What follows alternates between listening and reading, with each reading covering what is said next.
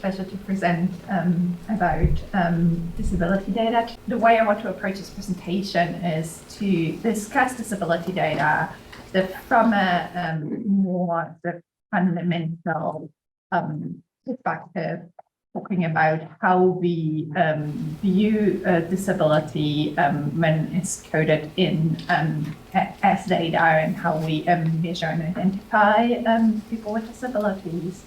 And then also just point out a few more of the sort of practical data gaps that we experience in Hawaii and elsewhere. That it's really important to keep in mind that data is not a natural resource, but there's been there is some element of someone taking or assigning that sort of economic value, that label to some either natural process or some person. Important with that is that obviously that process of assigning the property of being data to something or someone ultimately leads to some unequal sort of distribution of effects.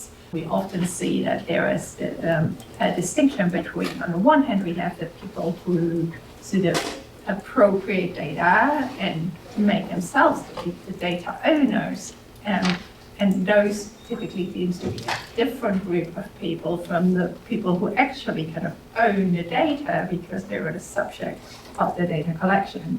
Data is both our best hope and can also be our worst enemy if it sort of presents itself as sort of in this picture here where we are the shape and the data is basically what paints us into a structure that we haven't created and we don't really have much control over.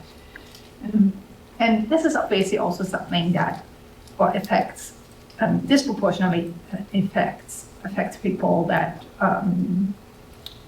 belong to sort of historically oppressed groups, and that includes people with disabilities.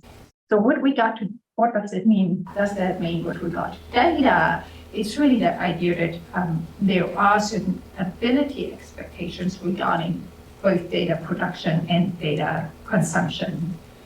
So it's the idea that, or the observation that people with disabilities are often not represented in data to the same extent that people without disabilities are, and that is linked to the idea that or the observation that data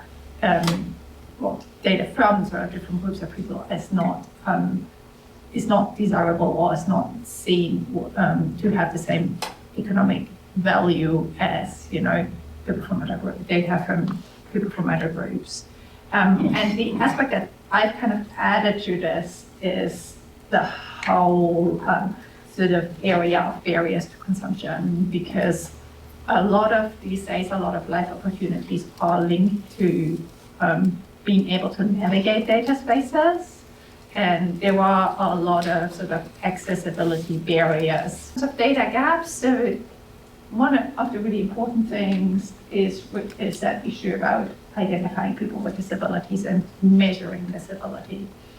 And in addition to that, there are a few other aspects that in particular affect us here in Hawaii. One is to do with sub-state geographical identifiers that are generally not available from these data sources, at least not publicly. And in a place like Hawaii, this is really important.